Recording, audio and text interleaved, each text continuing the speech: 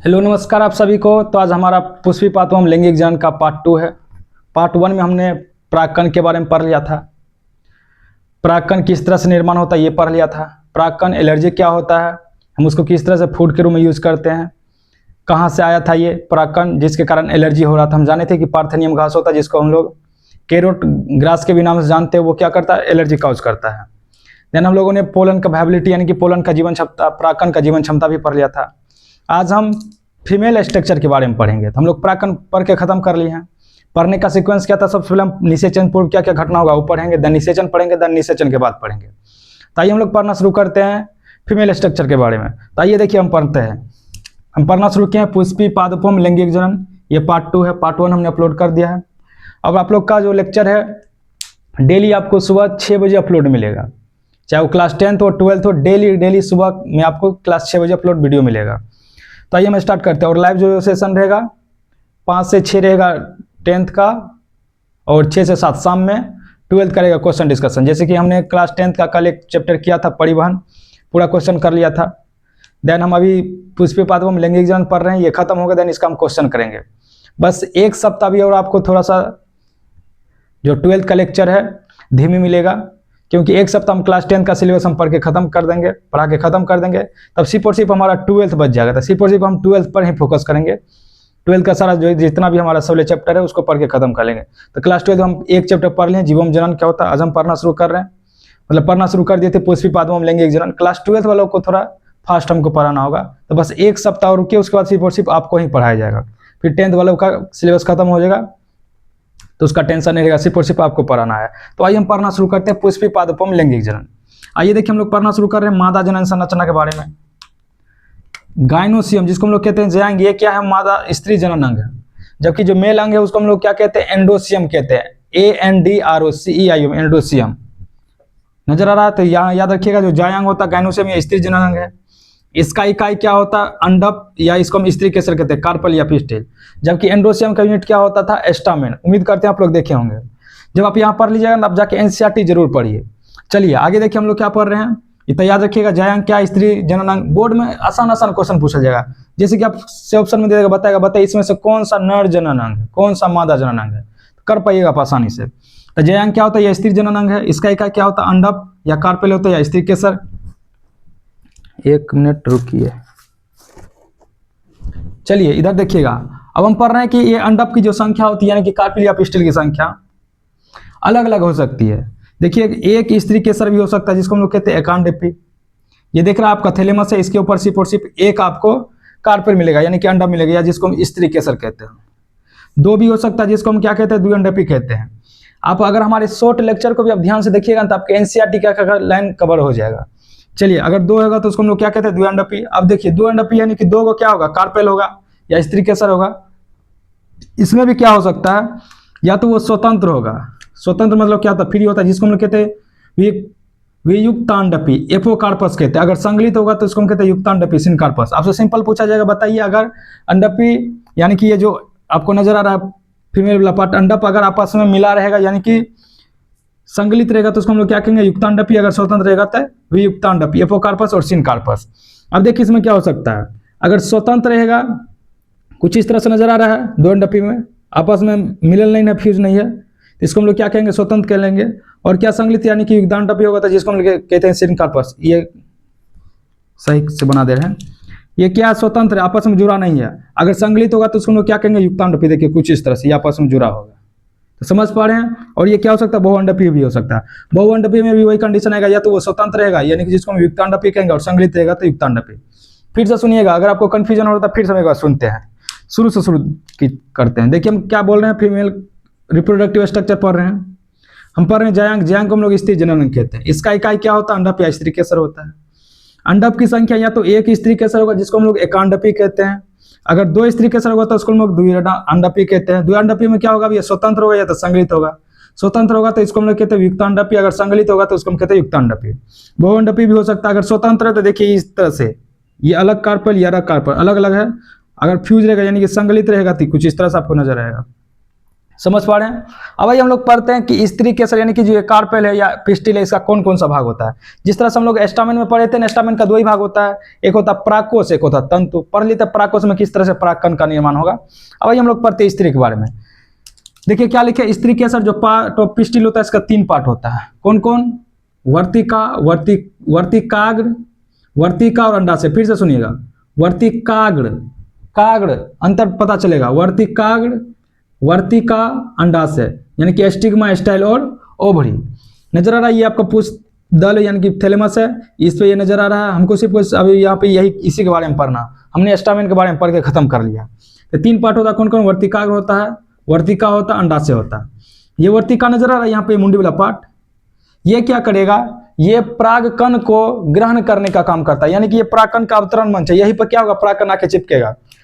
आज ही हम पढ़ लेंगे परागकण, परागण क्या होता है। परा का गो नो, एक होता है परागकण, परागकण हो गया जस्ट लाइक मेल गेमिट, और परागण एक प्रक्रिया जो कि हम क्या करेंगे, परागकण का मादा के इस जो नजर आ रहा है वर्तिकाग्र, इस भाग पर स्थानांतरित करेंगे, उसी को हम लोग कहते हैं परागण। तो ये हो गया वर्तिकाग्र। ये क्या होता है?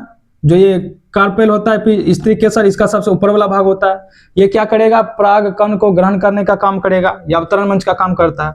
ये भाग क्या होता है? चिपचिपा होता है, ताकि इस पर क्या हो जाए? परागकण आके चिपक जाए, क्योंकि हम जानते हैं कि परागकण अलग अलग माध्यम से ट्रेवल कर सकते हैं, या तो हवा के द्वारा हो सकता है, या तो जल के द्वारा, या तो कीट के द्वारा। हम आगे पढ़ेंगे। तो यहाँ पे आके क्या करेगा? परागकण चिपकेगा। उसके बाद हम बोलेंगे कि वर्तिकाग्र, ये वर्तिकाग्र इसके जस्ट नीचे वाला भाग होता है। ये क्या करता है? इस वर्तिकाग्र को इस अंडा से जोड़ने का काम करता है। ये नजर आ रहा है अंडाशय, ये दोनों को जोड़ने का काम करेगा। उसके बाद अंडाशय इस स्त्री केसर के बेस पर यानी कि आधार पे एक फूला हुआ संरचना रहता है, जिसको हम लोग क्या कहते हैं? अंडाशय कहते हैं। इसी अंडाशय के अंदर क्या पाया जाएगा? आपका बीजांड पाया जाएगा। जिस तरह से हम लोग परागकण का निर्माण देखे ना, हम परागकोश के बारे में पढ़े, परागकोश के अंदर गए थे। जब हम परागकोश के अंदर गए थे, देखे थे 2 पाली था, और प्रत्येक पाली में 2-2 कोष्ठ था। उस कोष्ठ के अंदर क्या था? लघु बीजाणुधानी पाया जाता था। उस लघु बीजाणुधानी के अंदर लघु बीजाणुजन उत्तक पाया जाता था। वो लघु बीजाणुजन उत्तक क्या करता था? आगे चल के परागकण का निर्माण करता था। तो ठीक उसी तरह से हम फीमेल में भी पढ़ेंगे। वर्तिकाग्र और वर्तिका के बारे में तो बस इतना ही याद रखना है। हमको पढ़ना किसके बारे में? अंडाशय के बारे में। इसी अंडाशय के अंदर चलेंगे, हम देखेंगे कि इसमें किस तरह से फीमेल गेमेट का निर्माण होता है। चलिए ये तो देखिए लिख दिया नीचे उसी के बारे में। वर्तिकाग्र के बारे में क्या लिखा है? यह पिस्टल का ऊपरी भाग है। नजर आ रहा है ये पिस्टल, कुछ और नहीं समझ लीजिएगा, ये फीमेल वाला पार्ट का बात कर रहे हैं। पिस्टल मतलब कुछ और भी होता है, बंदूक जिसको कहते हैं गांव सब में। तो देखिए क्या लिखा है? यह पिस्टल का ऊपरी भाग होता है। इसका काम क्या होता है? परागकणों को ग्रहण करना, यानी कि यहीं पाके क्या होगा? परागकण चिपकेगा, देन पोलन ट्यूब यानी कि पराग नलिका का निर्माण होगा। ये आगे चल के अंडाशय के अंदर जाएगा, फिर वहां क्या होगा? फ्यूज होगा। तो इसका काम क्या होता है? परागकणों को ग्रहण करना। आगे हम लिखे कि वर्तिकाग्र चिपचिपा होता है। चिपचिपा होता है, उस पर आके परागकण चिपकेगा, ताकि परागकण क्या हो सके? उस पर चिपक जा सके। उसके बाद जस्ट नीचे क्या है? वर्तिका है। यह एक पतली नली के समान होता है, जो वर्तिकाग्र को अंडाशय से जोड़ता है, यानी कि इस वर्तिका को अंडाशय से जोड़ने का काम करता है। पराग नलिका इसी मार्ग से होकर अंडाशय तक पहुंचता है। बोला कि ये वर्तिकाग्र परागकण को ग्रहण कर लिया, चिपचिपा इस पाके चिपक गया, तब इसी रास्ता से क्या होगा? पराग नलिका का निर्माण होकर आएगा अंडाशय की। समझ पा रहे हैं आप लोग? यहाँ तक एकदम आसान है, सिर्फ आप ध्यान से सुनते जाइएगा, आप आसानी से समझ पाइएगा। हम लोग पढ़ना शुरू कर रहे हैं मादा जनन संरचना के बारे में। तो जयांग को हम लोग मादा जनन संरचना कहते हैं। जयांग का इकाई क्या होता है? कार्पेल होता है या पिस्टिल होता है, अंडप या स्त्री केसर। अंडप की संख्या अगर 1 होगा तो एकांडपी, 2 होगा तो द्विअंडपी, या आपस में अगर अलग अलग रहेगा, स्वतंत्र रहेगा तो उसको हम कहते हैं युक्तांडपी। अगर फ्यूज रहेगा, आपस में मिलल रहेगा तो उसको हम कहते हैं युक्तांडपी। स्त्री केसर का 3 भाग होता है, स्टिग्मा, स्टाइल और ओवरी। स्टिग्मा यानी कि वर्तिकाग्र सबसे ऊपर वाला पार्ट होता है, जो चिपचिपा होता है, परागकण को ग्रहण करने का काम करेगा। नीचे वर्तिकाग्र, इस वर्तिकाग्र को इस अंडाशय से, इस जो गोलका वाला भाग नजर आ रहा है, ये क्या है? ब्लैक कलर का जो नजर आ रहा है, ये पुष्पदल है। इससे क्या करेगा? जोड़ने का काम करेगा। ये वर्तिकाग्र परागकण को ग्रहण करने का भी काम करेगा। फिर उसके बाद क्या होगा? जब यहाँ पर ग्रहण हो जाएगा तो इस वर्तिका के होकर के क्या होगा? पराग नलिका के निर्माण होगा और अंडाशय तक पहुंचेगा। फिर हम पढ़ेंगे क्या? वर्तिका के बारे में पढ़ लिए, वर्तिका के बारे में पढ़ लिए। अब इसके बाद हम पढ़ेंगे अंडाशय के बारे में। बस जिस तरह से हम लोग पढ़े थे क्या, तंतु के बारे में पढ़े थे और परागकोश के बारे में। तंतु के बारे में सिर्फ जान लेते हैं क्या, ये परागकोश को सहारा प्रदान करेगा, अलग अलग प्लांट में तंतु का लंबाई अलग अलग हो सकता है, इससे ज्यादा कुछ नहीं जानना है। हमको घुसना क्या था अंदर, परागकोश के अंदर, उसमें हमको देखना था किस तरह से परागकण का निर्माण होगा। ठीक उसी तरह से हमको किसके अंदर के बारे में पढ़ना जी, अंडाशय के बारे में। तो अंडाशय के बारे में क्या पढ़ेंगे कि जो स्त्री केसर का सबसे नीचे वाला भाग होता है, बेस वाला भाग, फूला हुआ भाग, जिसको हम लोग अंडाशय कहते हैं, इसी अंडाशय के अंदर क्या होगा, फीमेल गैमेट का निर्माण होगा। तो किस तरह से निर्माण होगा, आइए हम आगे पढ़ते हैं, आप यहां तक लिख लीजिए। तो आइए नेक्स्ट हम लोग देखते हैं ओवरी के बारे में। अभी हमने पढ़ा स्टिग्मा, स्टाइल, ओवरी होता है, ये तीन स्त्री केसर का पार्ट होता है। हम लोग पढ़ना शुरू किए हैं क्या, फीमेल वाला पार्ट। फीमेल वाला पार्ट को हम लोग क्या कहते हैं, गाइनोसियम कहते हैं। उसका तीन पार्ट होता है, स्टिग्मा, स्टाइल, ओवरी। हमने स्टिग्मा के बारे में पढ़ लिया, स्टाइल के बारे में पढ़ लिया, अब हम ओवरी के बारे में पढ़ते हैं। ये ध्यान से सुनिएगा, हम लोग पढ़ना क्या शुरू किए, अंडाशय। अभी हम आपको तुरंत बताए थे कि जो स्टाइल होता है उसके जस्ट नीचे ओवरी उपस्थित होता है। ये क्या होता है, जो कार्पेल है हमारा, कार्पेल या जिसको हम लोग पिस्टल कहते हैं, गाइनोसियम का इकाई होता है, उसका जो सबसे बेस वाला पार्ट होता है वहां पर क्या होता है, ये अंडाशय उपस्थित होता है। तो ये देखिए क्या लिखे, यह पिस्टल का निचला भाग होता है, यानी कि स्त्री केसर का। इसके अंदर बीजांड होते हैं जो अपरा से जुड़ा होता है। आइए आपको मानव जन्म में पढ़ाएंगे, अपरा अलग होता है, यहाँ अपरा अलग होता है। वहाँ हम पढ़ाएंगे माँ और बच्चा के बीच में कनेक्शन होता है, जिसको अपरा कहते हैं। यहाँ पहले अभी ध्यान से सुनिएगा, क्या लिखे कि अंडाशय पिस्टल का निचला भाग होता है, इसके अंदर बीजांड होता है जो अपरा से जुड़ा होता है। प्रत्येक बीजांड में अंडाणु होते हैं। नीचे हम देखिए फिगर के माध्यम से आपको हम समझा दिए, सब कुछ आपको नजर आ जाएगा। ये क्या नजर आ रहा है आपका, वर्तिकाग्र है, ये भी द्विगुणित होता है, ये वर्तिका हो गया, ये भी क्या होता है, द्विगुणित होता है। उसके जस्ट नीचे आपको नजर आ रहा है अंडाशय। अब देखिए अंडाशय के अंदर क्या होता है, केविटी नजर आ रहा है, ये दिख रहा है आपको, एगो दूगो इस तरह से केविटी नजर आता है, जिसको हम लोग ओवेरियन केविटी कहते हैं। अब इस क्या होता है, इस ओवेरियन केविटी में पाया जाएगा प्लेसेंटा। ये रेड रेड कलर का दिख रहा है आपको, ये छोटा छोटा। अब कभी मटर जो होता है उसको आप खोलिएगा, देखिएगा कुछ इसी तरह से आपको नजर आएगा, इस तरह से रहता है और इस तरह से लगल रहेगा पूरे। देखें आप लोग, कभी कभी आप खोल के देख लीजिएगा मटर में। ये देखिए क्या, ये जो रेड कलर का नजर आ रहा है इसको हम लोग क्या कहते हैं, अपरा कहते हैं। अब देखिए ये जो रेड कलर का, उसके बाद देखिए ब्लू कलर का नजर आ रहा है, इसको हम लोग बीजांड वृत्त कहते हैं। और ऊपर जो ये छोटा सा पार्ट नजर आ रहा है जिसको हम लोग बीजांड कहते हैं। फिर से सुनिएगा, ये वर्तिकाग्र हो गया, ये वर्तिका हो गया। हम अंडाशय के बारे में पढ़ना शुरू किए हैं। अंडाशय के अंदर खाली जगह जो रहता है जिसको हम लोग ओवेरियन कैविटी कहते हैं। इस कैविटी के अंदर आपको ये प्लेसेंटा नजर आएगा, रेड कलर का, ये हो गया प्लेसेंटा अपरा। और ये उसके बाद ये क्या हो गया, बीजांड वृत्त हो गया, उसके बाद ये बीजांड हो गया। अब भाई हम क्या करते हैं, इस बीजांड को अंदर खोल के देखते हैं कैसे क्या होता है। आइए देखिए, हम बीजांड का संरचना पढ़ना शुरू किए हैं, स्ट्रक्चर ऑफ ओव्यूल। हम एगो क्या करते हैं, एगो ओव्यूल को, एगो बीजांड को निकाल लेते हैं, यहाँ निकाल लिए हैं। ये हो गया आपका बीजांड, ये हो गया बीजांड वृत्त, ये हो गया अपरा। बीजांड वृत्त सबसे ऊपर का वाला पार्ट, ये हो गया बीजांड वृत्त, ये हो गया अपरा। अब आइए उसके अंदर चलते हैं। ये देखिए कुछ आपको बीजांड का संरचना नजर आ रहा है, दिख रहा है आपको। अब देखिए इसमें क्या क्या होता है, ये आपका ओव्यूल है, OVULE होगा, स्पेलिंग मिस्टेक। अब देखिए इसमें कौन कौन सा पार्ट होता है, ऊपर से पढ़ना शुरू करते हैं। ये हो गया क्या, बीजांड द्वार, जिसको हम लोग माइक्रोपाइल कहते हैं। यहीं से क्या होता है जी, पराग नलिका क्या करेगा, यहाँ से इंटर करेगा। जो पराग कण इस वर्तिकाग्र पे आके चिपकेगा ना, तो यहीं से पराग नलिका क्या करेगा, बनाना शुरू करेगा। और ये जो बीजांड का माइक्रोपाइल होता है, यहीं पर क्या करेगा, इंटर करेगा। उसके अंदर चलिएगा, आपको नजर आएगा बीजांड का। यही बीजांड का न्यूक्लियस सेल क्या करेगा, आगे चल करके गुरु बीजाणु मातृ कोशिका बनाएगा। जिस तरह से हम लोग वहां देखे थे क्या, पराग मातृ कोशिका, ठीक उसी तरह से यहाँ क्या होगा, जो गुरु बीजाणु मातृ कोशिका, वहां हम देखे थे लघु बीजाणु मातृ कोशिका, जिसको हम लोग बोले थे क्या, माइक्रोस्पोर बोले थे। उसके बाद देखिए क्या, ये बीजांड का न्यूक्लियस जिसको कहते हैं, ये आगे चल के क्या बनाएगा, गुरु बीजाणु मातृ कोशिका बनाएगा। उसके बाद देखिए नजर आ रहा है आपको लेयर, अध्यावरण, ये क्या करेगा, इस बीजांड काय को यानी कि न्यूक्लियस को सुरक्षा प्रदान करता है। उसके बाद आपको यहाँ नजर आ रहा है जिसको हम लोग क्या कहते हैं, केलेजल कहते हैं, यानी भाग्य भाग कहते हैं। उसके जस्ट नीचे आपको हाइलम नजर आएगा, इस सब के बारे में लिख भी देंगे। हाइलम क्या होता है, जहां पे इस ओव्यूल से ये बीजांड वृत्त जुड़ा होता है उसको हम लोग क्या कहते हैं, हाइलम कहते हैं। बीजांड वृत्त किसको कहेंगे, बीजांड वृत्त जो इस अपरा को इस बीजांड से जोड़ के रखता है उसको हम लोग क्या कहते हैं, बीजांड वृत्त। जैसे जैसे बोल रहे सिर्फ इसी तरह से आपको लिख देना है। उसके बाद ये हो गया अपरा, ये हो गया हाइलम। हाइलम क्या होगा, जहां पे ये जुड़ा होता है, ये बीजांड वृत्त जहां पे बीजांड से जुड़ा होता है। नीचे हम देखिए क्या लिखे, बीजांड की संख्या। बीजांड की संख्या एक भी हो सकती है, बहुत भी हो सकती है। यहां से आप तुरंत समझिएगा बीजांड क्या होता है, नहीं होता है। देखिए क्या लिखे, बीजांड की संख्या में एक भी हो सकता है, जैसे कि गेहूं हो गया, धान हो गया, आम हो गया, इस समय क्या होता है, एक बीजांड होता है। बहुत ही ज्यादा किस्म होगा, बहुत में एग्जांपल याद रखिएगा, पपीता हो गया, तरबूज हो गया, ऑर्किड हो गया। इस समय क्या होता है, एक से ज्यादा बीजांड होता है। अब पता चल रहा बीजांड क्या होता है, देखे होंगे आप लोग, जब पपीता, जो पका पपीता होता है उसको जब आप ओपन करिएगा तो देखिए ढेर सारा छोटा छोटा नजर आता है, वही आगे चल के फिर से नया प्लांट बनाता है। तो एक याद रखिएगा, गेहूं में, धान में, आम में होता है बहुत, पपीता, तरबूजा और ऑर्किड में होगा। यहाँ तक समझ पा रहे हैं? हम लोग अंडा से पढ़ना शुरू कर दिए हैं, हम इसके अंदर जाके पढ़ना शुरू कर दिए हैं। मेरा मेन टारगेट है कि हम आपको बताएंगे कि फीमेल गेमेट का निर्माण किस तरह से हो जाता है, यानी कि एम्ब्रायो सेक का निर्माण किस तरह से हो जाता है। हम आगे पढ़ते हैं, तो यहाँ तक लिख लीजिए। अब इसके बाद हम लोग पढ़ना शुरू करेंगे क्या, कि किस तरह से फीमेल गेमेट का निर्माण होता है, यानी कि एम्ब्रायो सेक का किस तरह से निर्माण होता है। पहले यहाँ तक लिख लीजिए और इस सब के बारे में हम लिखा देंगे। बीजांड द्वार का होता है, क्या होता है, बीजांड काय क्या होता है, अध्यावरण क्या होता है, बीजांड वृंत क्या होता है, अपरा क्या होता है, क्लेजल क्या होता है, हाइलम क्या होता है। जिस तरह से भी हम आपको बोले ना, बीजांड द्वार क्या होता है, वह भाग जहां से परागनलिका एंटर करेगा, इस भाग में आपको अध्यावरण नहीं नजर आएगा, दिख रहा नहीं, यहाँ पर अध्यावरण नजर नहीं आता है। तो बीजांड द्वार से परागनलिका अंदर जाएगा। बीजांड का ये क्या करेगा, आगे चल के गुरु बीजाणु मातृ कोशिका का निर्माण करेगा, और प्रत्येक गुरु बीजाणु मातृ कोशिका 4 मेगास्पोर का निर्माण करेगा। 4 मेगास्पोर में से 3 डिजेनरेट होगा, सिर्फ एक फंक्शनल होगा। याद करिए, आपको हम जब पढ़ा रहे थे परागकण किस तरह से बनता है, तो हम आपको बताए थे जो पराग मातृ कोशिका होता है उससे 4 बनेगा माइक्रोस्पोर, और चारों के चारों क्या होगा, फंक्शनल होगा। लेकिन यहाँ याद रखिएगा, जो गुरु बीजाणु मातृ कोशिका होता है उससे 4 मेगास्पोर बनेगा, लेकिन सिर्फ और सिर्फ एक फंक्शनल होगा, 3 डिजेनरेट यानी कि 3 अविकसित कर जाएगा। इसमें आपसे क्वेश्चन किस तरह से पूछेगा, पहले हम आगे पढ़ेंगे तब आपको बताएंगे, लेकिन एक बार आप सुन लीजिए।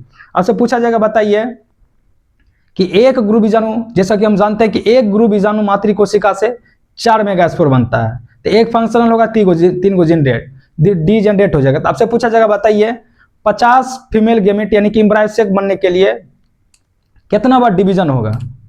हम जानते हैं कि 50 एक उससे कितना बनता है, एक ही बनता है, तो 50 है तो 50 बार डिवीजन होगा। आइए पहले इसको लिखिए, फिर आगे जब हम क्वेश्चन करेंगे तो आपको समझ में आएगा। यहाँ तक समझ रहे हैं आप लोग? आइए नेक्स्ट हम लोग पढ़ते हैं, इस सब के बारे में लिख लेंगे, देन हम लोग पढ़ना शुरू कर देंगे। मेगास्पोरोजेनेसिस क्या होता है, लिखिए इसको। तो आइए नेक्स्ट हम लोग देख लेते हैं बीजांड का अलग अलग कौन सा भाग है। तो आइए देखते हैं, सबसे पहले क्या नाभिक है। आपको पता है कि नाभिक क्या होता है, हाइलम। जहाँ पे क्या होगा, बीजांड वृंत, बीजांड से जिस भाग पर जुड़ा होता है उसको हम लोग हाइलम कहते हैं। ऐसा करते हम लोग एक बार फिगर बना लेते हैं कहीं आपको, ताकि समझने में आसानी हो। यहाँ बना लेते हैं,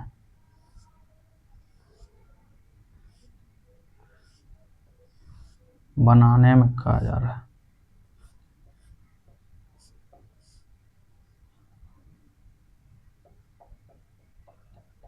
दिख रहा है यहाँ तक?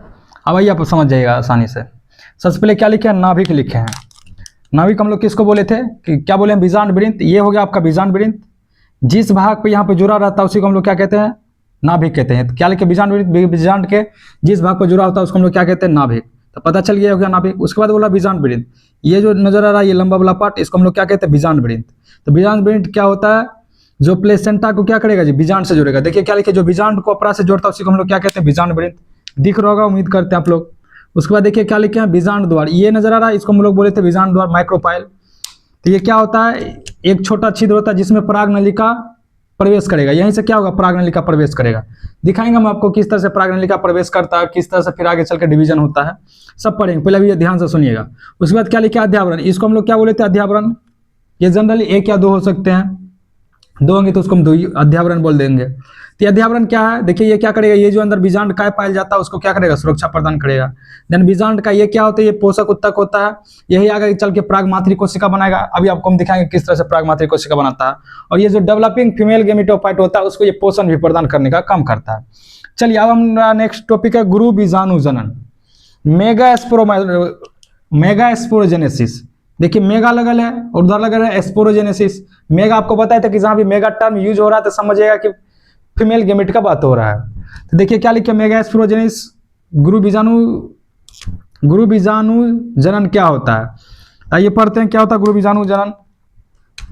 गुरु बीजाणु मातृ कोशिकाओं से गुरु बीजाणुओं के बनने की प्रक्रिया को गुरु बीजाणु जनन कहते हैं। फिर से सुनिए, अब जो सिंपल पूछा जाएगा, बताइए माइक्रोस्पोरोजेनेसिस क्या होता है, मेगास्पोरोजेनेसिस क्या होता है। मेगास्पोरोजेनेसिस मतलब गुरु बीजाणु जनन क्या होता है। गुरु बीजाणु जनन क्या होता है, क्या देखिएगा, गुरु बीजाणु मातृ कोशिका से गुरु बीजाणुओं के बनने की प्रक्रिया को हम लोग क्या कहते हैं, गुरु बीजाणु जनन। वहां हम लोग क्या पढ़े थे, लघु बीजाणु जनन, माइक्रोस्पोर, माइक्रोस्पोरोजेनेसिस पढ़े थे। तो लघु बीजाणु जनन याद रखिएगा, पराग मातृ कोशिका से लघु बीजाणु बनने की प्रक्रिया को हम लोग क्या कहते हैं, माइक्रोस्पोरोजेनेसिस, यानी कि लघु बीजाणु जनन। यहाँ क्या बोल रहा हूँ, मेगास्पोरोजेनेसिस, गुरु बीजाणु जनन। तो गुरु बीजाणु मातृ कोशिकाओं से गुरु बीजाणुओं के बनने की प्रक्रिया को हम लोग गुरु बीजाणु जनन कहते हैं। अब देखिए क्या लिखे हैं जी, गुरु बीजाणु मातृ कोशिका होता है, जब इसमें अर्धसूत्री विभाजन होगा तो ये 4 अगुणित गुरु बीजाणुओं का निर्माण करता है। फिर से सुनिए, गुरु बीजाणु मातृ कोशिका में अर्धसूत्री विभाजन के बाद ये 4 अगुणित बीजाणुओं का निर्माण करता है। अगर आप यहाँ इस बोर्ड पे जो भी लिखे, अगर आप इसको ध्यान से पढ़िएगा तो जब हम आपको आगे क्वेश्चन कराएंगे तो आपके दिमाग में खटकेगा कि हमें यहाँ पे आपको क्या पढ़ाए थे। हम बोलेंगे कि गुरु बीजाणु मातृ कोशिका के अर्धसूत्री विभाजन से 4 अगुणित गुरु बीजाणु का निर्माण होगा। 4 में से 3 डिजेनरेट, 3 अविकसित हो जाएगा, सिर्फ 1 कार्यशील रहेगा। इस पे भी क्वेश्चन पूछेगा, कैसे पूछेगा, इधर दिखाते हैं आपको किस तरह से बनता है। ये बीजांड का है, इसके अंदर आ रहा है ना, बीजांड का नजर आ रहा है, ये बीजांड का द्विगुणित कोशिका होता है। इसी में से क्या होगा, कोई एक डेवलप करके बना लेगा क्या, पराग मातृ गुरु बीजाणु मातृ कोशिका का निर्माण। ये कर लिया गुरु बीजाणु मातृ का कोशिका, और ये जो साइड में बीजांड का नजर आ रहा है, ये डेवलपिंग फीमेल गेमेटोफाइट को क्या करेगा, पोषण प्रदान करने का काम करता है। अब देखिए, जब इस पराग मातृ को बार बार पराग मातृ कोशिका बोला जा रहा है, गुरु बीजाणु मातृ कोशिका, एमएमसी मतलब मेगास्पोर मदर सेल, वहां भी देखिए हम एमएमसी भी लिखे थे, वहां एमएमसी मतलब होगा माइक्रोस्पोर मदर सेल, यह एमएमसी मतलब मेगास्पोर मदर सेल। याद रखिएगा, जो हम मेल स्ट्रक्चर पढ़ के खत्म कर लिया, आज हम फीमेल स्ट्रक्चर पढ़ लेंगे। तो इसके बाद आप लोग एनसीईआरटी जरूर पढ़िएगा। मेल रिप्रोडक्टिव सिस्टम और फीमेल रिप्रोडक्टिव सिस्टम जो हम ह्यूमन में पढ़ेंगे, उससे ज्यादा ये कंफ्यूजिंग है। ये आपको पता ही नहीं चलेगा मेगास्पोरोजेनेसिस, माइक्रोस्पोरोजेनेसिस क्या होता है, बीजांड का है, कहीं हम देख रहे हैं बीजाणु जन्म तक देख रहे हैं, तो अलग अलग टर्म है। तो इसको आप जब आप पढ़ लीजिएगा एनसीईआरटी, यहाँ से पढ़ने के बाद आप एक बार नोट्स रिवीजन कर लीजिएगा, तो फिर आपको क्लियर हो जाएगा, नहीं तो आप बार बार कंफ्यूज हो जाएगा, क्वेश्चन बनाने में आपको दिक्कत होगा। तो ये बीजांड कैस क्या बन गया, मेगास्पोर मदर सेल बन गया। जब इसमें अर्धसूत्री विभाजन पहला होगा, फर्स्ट अर्धसूत्री विभाजन, तो ये 2 हेप्लॉइड सेल का निर्माण करेगा, यानी कि 2 अगुणित कोशिका का निर्माण करेगा। देन फिर इसमें मियोसिस 2 होगा, तो मियोसिस 2 होने के बाद 4 अगुणित गुरु बीजाणु का निर्माण करता है। 4 अगुणित गुरु बीजाणु में से सिर्फ 1 कार्यशील रहेगा, 3 अविकसित हो जाएगा। तो नीचे देखिए लिखे हैं कि सिर्फ 1 गुरु बीजाणु कार्यशील होता है, 3 अविकसित हो जाता है, जिसको हम लोग क्या कहते हैं, एक बीजाणु विकास कहते हैं। आपसे पूछा जाएगा, बताइए मोनोस्पोरिक डेवलपमेंट क्या होगा, तो आप कहिएगा कि एक पराग मातृ कोशिका में प्रथम अर्धसूत्री विभाजन के बाद 2 अगुणित कोशिका बनता है, 2 अगुणित में और द्वितीय अर्धसूत्री विभाजन के बाद 4 अगुणित गुरु बीजाणु बनता है। लेकिन इस 4 में से 3 अविकसित हो जाता है, सिर्फ 1 गुरु बीजाणु कार्यशील होता है। उस प्रक्रिया को या उससे हम क्या कहते हैं, एक बीजाणु विकास कहते हैं, यानी कि मोनोस्पोरिक डेवलपमेंट कहते हैं। समझ गए। अब इसमें क्या होगा, जब एक बच जाएगा, एक बीजाणु बच जाएगा, जिसको हम एक बीजाणु विकास कहते हैं, देन उसमें क्या होगा, माइटोसिस डिवीजन होगा, बार बार 3 बार मान के चलिए माइटोसिस डिवीजन होगा। देन उसमें माइटोसिस डिवीजन के बाद 2 सेल स्टेज बनेगा, 4 सेल स्टेज बनेगा, 8 सेल स्टेज, एंड फाइनली क्या होगा, मेल गेमेटोफाइट का निर्माण हो जाएगा। तो अब इसके बाद हम लोग देख लेते हैं, एक जो फीमेल गेमेटोफाइट बन गया है मैच्योर वाला, उसमें क्या क्या होता है, क्या क्या उसमें स्ट्रक्चर होता है। उसमें आपसे पूछा जाएगा कि बताइए कि मैच्योर फीमेल गेमेट में क्या क्या होता है। हम इसमें देखेंगे कि 8 न्यूक्लियस होता है, 7 सेल होता है, देखेंगे सिनर्जिड्स क्या होता है, सहायक कोशिका क्या होता है, चलाजल भाग, माइक्रोपाइल भाग क्या होता है। अभी हम आगे पढ़ते हैं। अभी फिर से एक बार सुनिएगा, ये चैप्टर थोड़ा कंफ्यूज कर जाएगा अगर आप इसको बार बार रिवीजन नहीं करिएगा। एक बार और देख लेते हैं, हम लोग पढ़ना शुरू कर रहे हैं। एक बीजाणु में निम्नलिखित भाग है, ये तो हम पढ़ लिए। हम लोग पढ़ना शुरू क्या कर रहे हैं, गुरु बीजाणु जनन क्या होता है। तो गुरु बीजाणु मातृ कोशिका से गुरु बीजाणु के बनने की प्रक्रिया को गुरु बीजाणु जनन कहते हैं। एक गुरु बीजाणु मातृ कोशिका में जब अर्धसूत्री विभाजन होता है तो 4 को बनाएगा, 3 को विकसित होगा, 1 को बचेगा, उसको हम लोग क्या कहते हैं, एक बीजाणु विकास कहते हैं। ये आगे चल के क्या करेगा, फीमेल गेमेटोफाइट यानी कि एम्ब्रायोसेक का निर्माण कर लेगा। यहाँ तक समझ रहे हैं, एकदम दिमाग शांत करके आपको देखना, फिर आप समझ पाइएगा। अब भाई इसके बाद हम लोग देख लेते हैं कि मैच्योर फीमेल गेमेटोफाइट का स्ट्रक्चर देख लेते हैं। देन हम लोग परागण पढ़ना शुरू करेंगे, यानी कि पोलिनेशन के बारे में पढ़ना शुरू करेंगे। चलिए लिख लीजिए इसको। तो आइए हम लोग फीमेल गेमेटोफाइट का एक स्ट्रक्चर देख लेते हैं। आपसे सिंपल पूछा जाएगा, आप एक संरचना बनाइए फीमेल गेमेटोफाइट का, और उसमें क्या क्या है सबको आपको दर्शा देना। 5 नंबर पूछेगा, सब कुछ दर्शा दीजिएगा। सिर्फ आपसे यही पूछा जाएगा कि एक फीमेल गेमेटोफाइट का संरचना आपको बनाना है, तो आप बना लीजिएगा। हम डिटेल में पढ़ते हैं, जब हम लॉन्ग कोर्स पढ़ेंगे तो हम डिटेल में पढ़ेंगे। अभी आपको एग्जाम ओरिएंटेशन पढ़ाना है कि जो एग्जाम में आने का चांस है। तो आइए देखते हैं हम लोग फीमेल गेमेटोफाइट मादा युग्मोद्भिद की संरचना देखते हैं। कुछ इस तरह से आपको नजर आ रहा है। ये जो ऊपर का इंड होता है इसको हम लोग कहते हैं चलाजा इंड या केलेजा जिसको बोलते हैं, और नीचे वाला होता है माइक्रोपाइलर इंड। इसी माइक्रोपाइलर इंड से क्या होगा जी, पराग नलिका अंदर प्रवेश करता है। अब हम देखते हैं क्या क्या इसमें संरचना है। सबसे ऊपर ये नजर आपको, इसको हम कहते हैं प्रतिव्यासांत, एंटीपोडल कहते हैं। उसके बाद हम जस्ट नीचे डिटेल भी लिख दिए, अभी आपको सिर्फ प्रोनाउंस करके बता दे रहे हैं। नीचे नजर आ रहा है आपको ये केंद्रीय कोशिका होता है, सेंट्रल सेल। बीच में इस सेंट्रल सेल में 2 ध्रुवीय कोशिका पाया जाता है। यहाँ एक अंड हो गया, ये दोनों जो नजर आ रहा है ब्लू कलर का, ये और ये, इसको हम सहायक कोशिका कहते हैं। और नीचे उंगली जैसा संरचना नजर आ रहा है, इसको हम लोग तंतुरूप समुच्चय यानी कि फिलिफॉर्म एपरेटस कहते हैं। फिर से एक बार सुनिएगा, आपको एक मादा युग्मोद्भिद की संरचना बनाने आ सकता है। आपको बताएगा draw a structure of female gametophyte, यानी कि एक मादा युग्मोद्भिद का संरचना आपको बनाना है। तो आपको ठीक इसी तरह से बना के उसका डिटेल लिख देना, पूरे नंबर मिलेगा। तो ये जो ऊपर वाला ये होता है चलाजा इंड और नीचे वाला होता है माइक्रोपाइलर इंड। इसमें आपको प्रतिव्यासांत नजर आ रहा है, ये केंद्रीय कोशिका हो गया, ये ध्रुवीय कोशिका हो गया, ये अंड हो गया, ये सहायक कोशिका हो गया, ये तंतुरूप समुच्चय होता है जिसको हम लोग फिलिफॉर्म एपरेटस कहते हैं। अब आइए हम इसका डिटेल लिख लेते हैं, क्या क्या नजर आ रहा है आपको। इसमें आपको क्या क्या नजर आ रहा है, 7 गो कोशिका नजर आ रहा है। गिन पा रहे हैं आप लोग 7 गो कोशिका?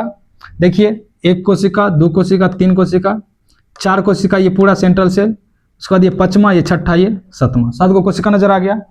8 गो आपको नाभिक नजर आएगा, नाभिक मतलब केंद्रक। आइए 8 गो गिन के दिखाते हैं आपको, 1 2 3 4 5 6 7 8, 8 गो केंद्रक नजर आ रहा है। ये जो छोटा छोटा नजर आ रहा है, 1 2 3 4 5 6 7, 8 गो केंद्रक नजर आ रहा है, 8 गो 7 गो कोशिका। उसके बाद हम लिखे कि प्रत्येक कोशिका अगुणित होती है, यानी कि जितना भी इसमें आपको संरचना नजर आ रहा है, जितने कोशिका नजर आ रहा है, सबका सब क्या होता है, अगुणित। अगुणित मतलब क्या, क्रोमोसोम अनपेयर हो, यानी कि एन कंडीशन वाला, ठीक। उसके बाद देखिए क्या लिखे, सहायक कोशिका इसमें 2 होगा, जो कि माइक्रोपाइलर इंड की तरफ होगा। सहायक कोशिका नजर आ रहा है, ये 1 गो, ये 2 गो, ये सहायक कोशिका और किस इंड की तरफ है, माइक्रोपाइलर इंड की तरफ है। उसके बाद अंड उपकरण, जिसको हम लोग क्या बोले थे, एग एपरेटस, नहीं लिखे इंग्लिश, कोई बात नहीं। अंड उपकरण में देखिए क्या पाया जाएगा, एक एग सेल पाया जाएगा, 2 सिनर्जिड्स पाया जाएगा। ये तीनों नजर आ रहा है, इस तीनों को मिला के हम लोग बोलते हैं एग एपरेटस। तो एग एपरेटस में क्या नजर आएगा, एगो अंड सेल नजर आएगा और 2 सहायक कोशिका नजर आएगा। तो वही लिखिए, एक एग सेल होगा और 2 सिनर्जिड्स यानी कि सहायक कोशिका नजर आएगा। और केंद्रीय कोशिका होगा, केंद्रीय कोशिका में क्या होगा, 2 ध्रुवीय केंद्रक पाया जाएगा, देख रहे हैं, एगो 2 ध्रुवीय केंद्रक, जिसको हम लोग बाइपोलर न्यूक्लिया भी कह देते हैं। तो यहाँ तक समझ गए होंगे आप लोग। अब हम इसके बाद पढ़ना शुरू करेंगे, परागन क्या होता है, पोलिनेशन क्या होता है। हम पढ़ेंगे परागन का कौन कौन सा प्रकार होता है। तो सुन लीजिएगा, परागन क्या होता है, परागगोनो, यहाँ देखिए लिखे हैं परागगोनो, और एक होता है परागकण। तो परागकण अलग चीज है, परागन एक प्रक्रिया है इसी को ट्रांसफर करने का। तो परागन क्या होता है, पोलिनेशन। सिंपल लिखना है कि परागकण का, जो भी बगल में लिखे थे, परागकण का मादा के स्त्री केसर पर स्थानांतरण की प्रक्रिया को परागन कहते हैं। देखिए हम बना देते हैं तेजी से, ये है, ये मान चलिए पोलन है। परागन किसको कहेंगे, हम बोलेंगे कि परागकण का, ये हो गया परागकण का मादा के स्त्री केसर पर स्थानांतरण की प्रक्रिया को हम लोग क्या कहते हैं, परागन कहते हैं। हम जनरली याद रखेंगे, आपको याद रखना है कि जो प्लांट में मेल गेमेट होते हैं, फीमेल गेमेट, दोनों क्या होते हैं, अचल होते हैं, यानी कि मूव नहीं कर सकते हैं। तो किसी एक को तो मूव करना होगा निषेचन के लिए। तो इसमें होता है जनरली क्या, जो मेल गेमेट होता है परागकण, ये मूव करता है। तो इसके लिए क्या होता है, जैसे शुक्राणु हम पढ़े थे, उसमें उसका अलग अलग स्ट्रक्चर देखे थे। इसमें ऐसा कुछ नहीं होता। इसमें क्या होता है, एजेंट होता है, परागन करता जिसको कहते हैं पोलिनेशन एजेंट, या हवा हो सकता है, या तो पानी हो सकता है, या तो कीट पतंग हो सकता है। वो हम आगे पढ़ेंगे। तो हम पढ़ेंगे परागन क्या होता है, उसके बाद पढ़ेंगे परागन का प्रकार कौन होता है। 2 प्रकार का होता है, स्वपरागन होता है, एक होता है परपरागन होता है। फिर हम लोग पुष्प का प्रकार पढ़ेंगे, यहाँ पर इस तरह से पुष्प का प्रकार पढ़ेंगे। जैसे हम पहला चैप्टर में पढ़े थे एकलिंगी द्विलिंगी, यहाँ ऐसे नहीं पढ़ेंगे। हम पढ़ेंगे बंद फ्लावर कौन सा होता है, खुला फ्लावर कौन सा होता है, कौन में स्वपरागन हो सकता है, कौन में परपरागन हो सकता है। समझ पा रहे आप लोग। तो यहाँ लिख लीजिए। अब हम लोग नेक्स्ट परागन के बारे में पढ़ेंगे। मात्र 5 से 10 मिनट आपको यहाँ रुकना, फिर आपका ये लेक्चर खत्म हो जाएगा। हम लोग परागन जो करता एजेंट है वो नेक्स्ट क्लास में हम लोग डिस्कस करेंगे। मुश्किल से आपका इसमें कम से कम 2 लेक्चर और लगेगा। आपको हम जैसा कि बताए थे कि ये चैप्टर थोड़ा बड़ा है, तो इसमें 2 लेक्चर और लगेगा। और हम आपको शुरू में ही बता दिए हैं कि मात्र 8 दिन आपका थोड़ा स्लो चलेगा सिलेबस, उसके बाद आपका फास्ट हो जाएगा। तो आप लोग कवर करते रहिएगा खुद से। तो लिख लीजिए यहाँ तक। तो आइए हम पढ़ते हैं, पुष्प का प्रकार पढ़ते हैं और परागन क्या होता है। आइए इधर ध्यान से सुनिएगा। हम लोग पुष्प का प्रकार पढ़ रहे हैं कि हम यहाँ पर देखेंगे पुष्प का प्रकार इस बेसिस पर कि कौन सा प्लांट का जो मेल और फीमेल पार्ट होता है ओपन है और क्लोज है, ये ओपन है ये क्लोज है।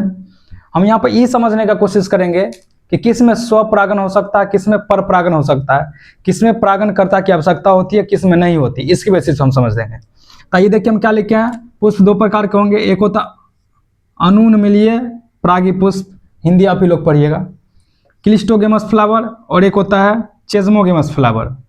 देखिए क्या लिखे, ये क्लोज फ्लावर होता है, यानी कि इसका जो फीमेल और मेल वाला पार्ट होगा ये ढका होगा। तो इसमें क्या हो सकता है, सिर्फ स्वयुग्मन हो सकता है। तो स्वयुग्मन क्या होता है इधर पढ़ा लेंगे, पहले इसको समझ लेते हैं। इसमें सिर्फ स्वयुग्मन होता है। उसके बाद देखिए क्या लिखे, इसमें परागकर्ता की जरूरत नहीं होती, इसको किसी कर्ता का कोई जरूरत नहीं है। सिंपल क्या होगा, इसका परागकण इस पाके चिपक जाएगा, बाहरी माध्यम का कोई जरूरत नहीं है। उसके बाद दूसरा क्या होता है, चेस्मोगेमस फ्लावर, हिंदी आप लोग प्रोनाउंस कर लीजिएगा। चेस्मोगेमस फ्लावर मतलब क्या, ओपन फ्लावर। यहाँ देखिए ओपन फ्लावर भी अब दो तरह से हो सकता है, या तो एकलिंगी हो सकता है या तो द्विलिंगी हो सकता है। आपको हम बताए थे एकलिंगी क्या होता है, द्विलिंगी क्या होता है। एकलिंगी मतलब क्या, जिसमें नर और मादा अलग अलग होगा। द्विलिंगी मतलब क्या, जिसमें एक ही में नर और मादा पाया जाएगा। तो देखिए इसमें मेल और फीमेल दोनों पाया जा रहा है, इस पर मेल अलग होगा फीमेल अलग होगा। एकलिंगी भी हो सकता है या द्विलिंगी भी हो सकता है। उनमें ये पौधा में क्या होगा, ये ओपन होगा। इसमें बताइएगा स्वपरागन होगा कि परपरागन, इसमें दोनों होने का चांस है, स्वपरागन भी हो सकता है परपरागन भी हो सकता है। स्वयुग्मन क्या होता है, स्वयुग्मन क्या होता है, परपरागन क्या होता है, स्वनिषेचन क्या होता है, ये उदाहरण हम समझते हैं। फिर से एक बार हम देख लेते हैं, कंफ्यूज हो जाएगा। हम पुष्प का प्रकार पर हम बोले दो तरह का होता है, एक होता है क्लिस्टोगेमस, एक होता है चेस्मोगेमस। क्लिस्टोगेमस मतलब सिंपल क्या, क्लोज फ्लावर है, इसका जो मेल और फीमेल वाला पार्ट है ढका हुआ है। इसमें सिर्फ स्वयुग्मन संभव हो सकता है, यानी किसी पर सिर्फ इसी का परागकण इस पे आके चिपकेगा, बाहरी और कोई नहीं आ सकता क्योंकि ये ढका हुआ है। इसमें परागणकर्ता की जरूरत नहीं होती है। और इसमें क्या होगा, परागणकर्ता की जरूरत हो सकता है। ये परागणकर्ता क्या होगा, हम नेक्स्ट लेक्चर में देखेंगे कि परागणकर्ता भी अलग अलग तरह का हो सकता है, जीवी हो सकता है ओजीवी, यानी कि बायोटिक हो सकता है एबायोटिक। एबायोटिक में हम देखेंगे जल और हवा से किस तरह से परागण होता है, और हम पढ़ेंगे जीवीए में देखेंगे कि कीड़ा हो गया, मक्खी हो गया, मधुमक्खी हो गया, पक्षी हो गया, ये सबसे किस तरह से होता है। उसके बाद क्या होता है चेस्मोगेमस फ्लावर, ये ओपन फ्लावर होता है। यहाँ तक समझ गए। अब हम समझते हैं ये परागण क्या होता है। तो हम सिंपल जानते हैं कि आप परागकणों का स्त्री के वर्तिकाग्र तक स्थानांतरण की प्रक्रिया को हम लोग क्या कहते हैं, परागण कहते हैं। एक बार और बोलते हैं, परागण क्या होता है, परागकण बन गया था, उस परागकण का मादा स्त्री के वर्तिकाग्र पर स्थानांतरण की प्रक्रिया को हम लोग क्या कहते हैं, परागण कहते हैं। परागण दो तरह का होता है, एक होता है स्वपरागण, एक होता है परपरागण। एक स्वपरागण एक परपरागण, नाम से देखिए पता चला, स्वपरागण यानी कि सेल्फ पोलिनेशन, परपरागण क्रॉस पोलिनेशन, इसको हम लोग परनिषेचन के भी नाम से जानते हैं। आइए हम समझते हैं स्वपरागण क्या होता है। स्वपरागण कहने का मतलब होता है कि ये प्लांट है, इसमें प्लांट में मान चलिए दो पुष्प लगल है, या क्या करेगा, एक ही पुष्प का परागण उसी पुष्प पे जाके चिपक जाएगा, या एक पुष्प का परागण किसी दूसरे पुष्प के वर्तिकाग्र पे जाके चिपकेगा, उसको हम लोग क्या कहते हैं, स्वपरागण। आइए लिख दिया और नीचे फिगर भी बनाया, आप आसानी से समझ जाइएगा। तो देखिए क्या लिखे, स्वपरागण जब एक ही पुष्प के परागण उसी पुष्प या उसी पौधे के दूसरे पुष्प, पौधा सेम रहना चाहिए, पुष्प अलग अलग हो सकता है, उसी पौधे के दूसरे पुष्प के वर्तिकाग्र पर स्थानांतरित होता है तो उसे हम क्या कहते हैं, स्वपरागण। स्वपरागण दो तरह का हो सकता है, एक स्वयुग्मन हो सकता है, एक क्या होता है, सजात पुष्पी परागण हो सकता है। आइए समझते हैं स्वयुग्मन क्या होता है। स्वयुग्मन मतलब क्या, सेम पुष्प रहना चाहिए, जैसे ये पुष्प है तो इसी का परागण इसी के वर्तिकाग्र पर जाके चिपकेगा। जबकि सजाते पुष्प में क्या होगा कि पुष्प अलग अलग हो सकता है, जैसे ये प्लांट है ना, इसमें पुष्प अलग अलग हो सकता है, जाके चिपक जाएगा। फिगर के माध्यम से आप ज्यादा समझ पाइएगा। तो देखिए क्या लिखे, एक प्लांट है, मान चलिए कोई प्लांट है, नीचे तक दिख रहा होगा, एक पुष्प, ये दो पुष्प, दूसरा पुष्प है, अगर इसका वर्तिकाग्र दूसरे पुष्प पे जाके चिपक रहा है तो उसको हम लोग क्या कहेंगे, सजात पुष्पीय परागण। यहाँ देखिए सिर्फ जी लिखे, जी मतलब जिटनोगे में, इतना मेहनत कर पाइएगा। देखिएगा फिर से सुनिएगा, अगर प्लांट सेम है, अगर एक पुष्प का परागण परागकण दूसरे पुष्प के वर्तिकाग्र पर जाके चिपकता है तो उसको हम लोग कहते हैं सजात पुष्पीय परागण। और अगर मान चलिए इसी पुष्प का परागकण इसी पुष्प पे आके चिपक जाएगा तो उसको हम लोग क्या कहते हैं, स्वयुग्मन कहते हैं। एग्जाम्पल याद रख लीजिएगा, मटर हो गया, गेहूं हो गया, टमाटर, ये क्या हो गया, स्वपरागण का एग्जाम्पल हो गया। समझ रहे हैं आप लोग। अब आइए पढ़ते हैं परपरागण। नाम से पता चल रहा है इसमें क्या होगा कि प्लांट अलग अलग हो सकता है, लेकिन प्लांट का जाति सेम रहना चाहिए। जाति कहने का मतलब यहाँ मानव वाला जाति नहीं, जो मानव घिनौना काम करता है, अलग अलग जाति पर पड़ता है, इधर उधर फैला उला करके। हम लोग एजुकेटेड पर्सन है, और अगर आप पढ़ लिख करके भी जातिवाद को मान रहे हैं तो समझिए आप महामूर्ख हैं, भेजा में कुछ है नहीं आपके। हम जस्ट एक क्या मानव है जी, बस इससे ज्यादा कुछ नहीं जानना है, ये जाति प्रथा कुछ नहीं होता। अब आइए यहाँ पढ़ते हैं, हम पढ़ रहे हैं पर परागन, हम बोल रहे हैं कि प्लांट का जाति सेम होना चाहिए। जैसे अगर मकई का प्लांट है तो मकई पे जाके चिपकेगा, ऐसा नहीं कि मकई का गेहूं पे जाके चिपक जाएगा, ऐसा नहीं होता। मानव से अच्छा है इसमें, मानव में तो मानव का भी पहचान नहीं होता है, भाई भाई को मार के खत्म कर देता है। पर परागन में देखिए क्या होगा कि जब पराग कणों का प्लांट अलग अलग है, देखिए कुछ इस तरह से प्लांट अलग अलग है लेकिन प्लांट का जाति दोनों सेम है। जाति कहने का मतलब ये भी मकई का पौधा, ये भी मकई का पौधा है। अगर इसका परागकण इसके स्त्री केसर पर, यानी कि स्त्री केसर का जो वर्तिकाग्र इस पे आके चिपक जाएगा तो उसको हम क्या कहेंगे, पर परागन कहेंगे या पर निषेचन कहते हैं। फिर से सुनिएगा, स्वपरागन समझ रहे हैं, एक ही प्लांट रहेगा, इसी पर 2 पुष्प रहेगा, या तो सेम पुष्प का परागकण सेम वर्तिकाग्र पे जाके चिपक जाएगा या दूसरे पुष्प पर। आगे हम बोल रहे हैं कि जो पर परागन होता है प्लांट अलग अलग रहेगा, प्लांट का जाति सेम रहेगा। अगर इसका परागकण इस पे जाके चिपक जा रहा है तो इसको हम लोग क्या कहेंगे, पर परागन कहेंगे या पर निषेचन कहेंगे। आइए देखिए लिख दिए, एक बार सुन लीजिएगा। जब परागकणों का एक पुष्प के एक ही प्रजाति के एक अन्य पौधे के पुष्प के वर्तिकाग्र पर हस्तांतरित होता है तो उसे हम क्या कहते हैं, पर परागन कहते हैं। फिगर में देखिए ये प्लांट ए है, अगर यहाँ नहीं दिख रहा होगा तो यहाँ देख लीजिएगा। ये मान चलिए कोई ए प्लांट है और ये बी प्लांट है, कुछ भी मान सकते हैं आप। तब देखिए क्या होगा, अगर इस प्लांट में जो पुष्प है इसका परागकण अगर दूसरे प्लांट के वर्तिकाग्र पे जाके चिपक जाएगा तो इसको हम लोग क्या कहेंगे, इंग्लिश में इसको हम कहते हैं जीनोगेमी। देख रहे हैं, यही पर परागन का कोई हम लोग पर निषेचन या कि जीनोगेमी कह लेते हैं। तो एग्जाम्पल में याद रखिएगा, मक्का हो गया, सेब का पौधा हो गया। उम्मीद करते हैं आप लोग समझ गए होंगे। एक बार फिर से सुन लीजिएगा, परागन क्या होता है। ये क्वेश्चन पूछा जा सकता है आपसे कि परागन क्या होता है, परागन का प्रकार क्या होता है, स्वपरागन क्या होता है, पर परागन क्या होता है।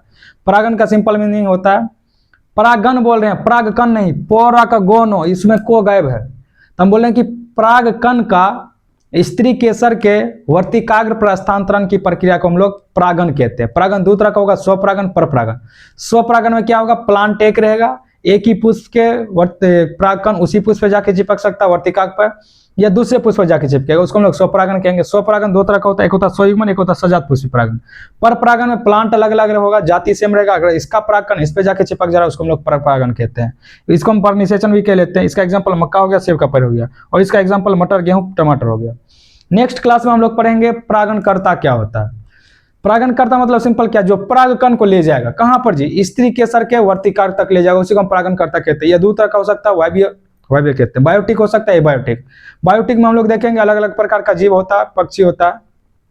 और एबायोटिक में हमको दो के बारे में पढ़ना है, एक जल के द्वारा किस तरह से परागन होता है, एक हवा के द्वारा किस तरह से परागन होता है। देन हम लोग आगे पढ़ेंगे आउटब्रीडिंग डिवाइस क्या होता है, इनब्रीडिंग क्या होता है, पोलन पिस्टल इंटरेक्शन क्या होता है, हम धीरे धीरे आगे पढ़ेंगे। तो उम्मीद करते हैं आप लोग यहाँ तक सीख लिए होंगे। अब जब आप लोग यहाँ तक पढ़ लीजिएगा तो आपको नोट्स बना लेना, रिवीजन करके तुरंत से आप जाके एक बार एनसीईआरटी पढ़िए। अभी आपको सिर्फ और सब क्या करना है जी, रिवीजन करना, पढ़ना, चाहे कोई भी सब्जेक्ट हो, रिवीजन करना, पढ़ना, खाना, सो जाना, और कुछ नहीं करना है। और प्रीवियस ईयर जरूर आप क्वेश्चन लगाइए। जैसे हमने जीवोम जनन पढ़ के खत्म कर लिया, तो आपका काम क्या है, जीवोम जनन पढ़ लेना। अगर नोट्स बना रहे तो आप नोट्स बना लीजिएगा शॉर्ट नोट्स के तौर पर। आपको एनसीईआरटी पढ़ लेना, तुरंत से जाके प्रीवियस ईयर सारा निपटा दीजिए, चाहे सब्जेक्टिव हो, ऑब्जेक्टिव हो, लघु उत्तरीय और दीर्घ उत्तरीय, तुरंत निपटा के खत्म कर दीजिए।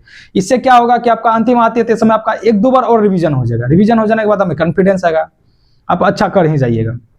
ऐसे भी बिहार बोर्ड में ज़्यादा दिक्कत नहीं, 70 को क्वेश्चन है, 35 को बनाना है, तो ऐसे भी दिक्कत नहीं है। अगर आप 50% भी सिलेबस को आप अच्छे से पढ़ लीजिएगा ना, फिर भी फर्स्ट कर जाइएगा। और लड़की को मिल जाएगा 25,000, लड़का को कुछ नहीं मिलेगा। फिर लड़की आगे बीए में जाएगी, ग्रेजुएशन में, उसको 50,000 मिलेगा, लड़का को कुछ नहीं मिलेगा। आइए पहले यहाँ तक आप लोग लिख लीजिएगा। तो मिलते हैं नेक्स्ट क्लास में, तब तक आप लोग स्वस्थ रहिए, मस्त रहिए, व्यस्त रहिए और पढ़ाई करते रहिए। और अगर आपको यहाँ से कुछ समझ में आ जा रहा है, अगर आप यहाँ से कुछ सीख पा रहे हैं, तो आप हमारे चैनल को सब्सक्राइब भी कर सकते हैं। अगर आपको कहीं समझने में, अगर वॉइस क्लियर नहीं आ रहा, राइटिंग समझ में ना रहा, तो आप कमेंट भी कर सकते हैं। आप गुड मॉर्निंग का टाइप इतना ज़्यादा फास्ट कर लेते हैं, गुड इवनिंग का इतना ज़्यादा फास्ट कर लेते हैं, तो आप यहाँ भी कमेंट आप आसानी से कर सकते हैं। ऐसा नहीं कि खाली गुड मॉर्निंग गुड इवनिंग का ही रिप्लाई देना, आप यहाँ भी कमेंट में बता सकते हैं कि सर आवाज़ नहीं आ रहा, या बोलने का तरीका थोड़ा चेंज करिए, मतलब धीरे धीरे बोलिए, या आप हिंदी मीडियम को जरा ज़्यादा प्रेफर करिए। जैसे यहाँ सब देखिए, क्लिस्टोगेमस, चेस्मोगेमस, इतना वो इंग्लिश आप समझ सकते हैं। अगर बायोलॉजिकल स्टूडेंट तो आपको इतना इंग्लिश आना चाहिए। आपका जो भी सुझाव हो, आपके सुझाव को हम सीरियस लेंगे।